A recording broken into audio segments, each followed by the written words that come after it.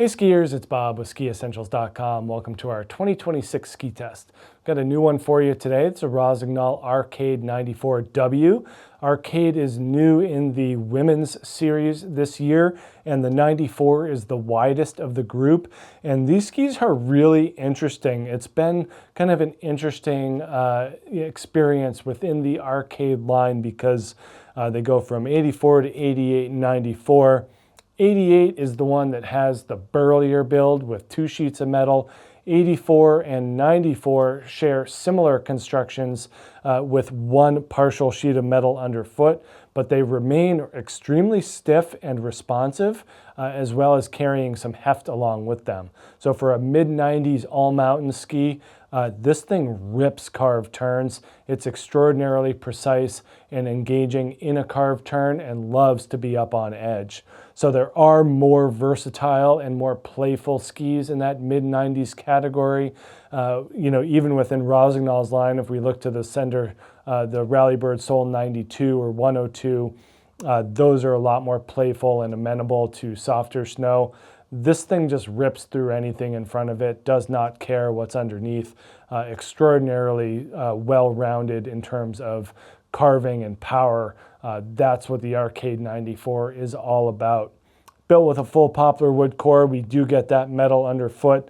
Line control technology throughout, kind of adding a third vertical rail, if you will, to the middle of the ski if we consider the sidewalls as vertical laminates. Basically, they're adding a third one that runs through the middle, adds to a sturdy spine and just a damp overall feel. We get kind of a mix of air tip as well as vibration absorption system in the front, keeping things nice and smooth and quiet. But overall, pretty strong, sturdy ski with a thicker wood core. That's kind of one of the things we've noticed about Arcade over the past 2 years is their use of thickness in the wood core goes a long way in giving these skis their strong feel. This is the 162. We're on the scale at 1,800 grams, so there's some heft here as well. It is 94 underfoot, so you kind of expect there to be some all-mountain versatility, leaning maybe a little bit into freeride aspects, but we found that these skis work great on trail. There aren't many skis like this out there in the world that have this waist width and this type of shape. Very wide-bodied carving ski. And if you want it to be used in more off-trail or adventurous skiing, you just have to put the work in. That's all there is to it. The ski won't do it for you. The pilot's got to be in control and pushing a little bit hard to get that versatility. A lot of camber underfoot, pretty stiff. It takes quite a bit of strength to even just collapse that camber so that you know that they're building a lot of energy in there. Some tip rocker, not a lot. It does help keep the ski afloat, but really no taper. That ski is flared out to the very end, and that's giving it really strong and crisp turn initiation.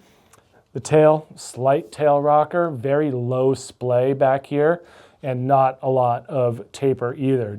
That tail, again, just juts right out, so you get such a strong finish to the turn. We do see kind of a shorter radius here as well, 12 meters here in the 162, and it likes that radius. It is certainly harder to get it shorter due to the stiffness and the weight. When you get this thing up on edge, it's going to take you in that 12-meter arc. If you try to push past it, the ski is strong enough that you really have to push hard.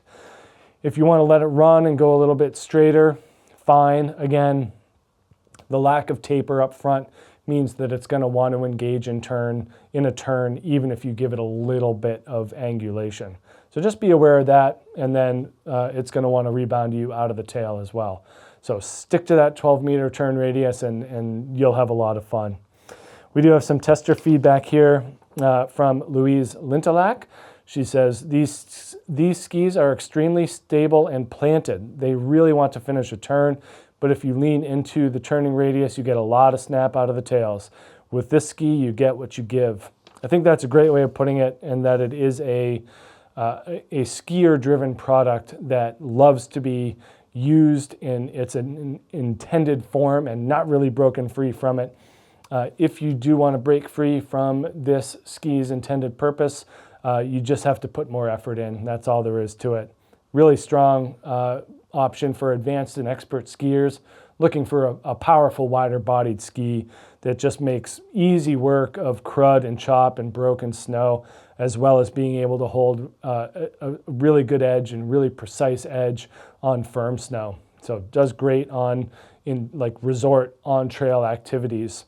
If you want to bring it off trail, just be prepared to be a little bit lighter on your feet and just take into account that it is a relatively hefty and stiff ski.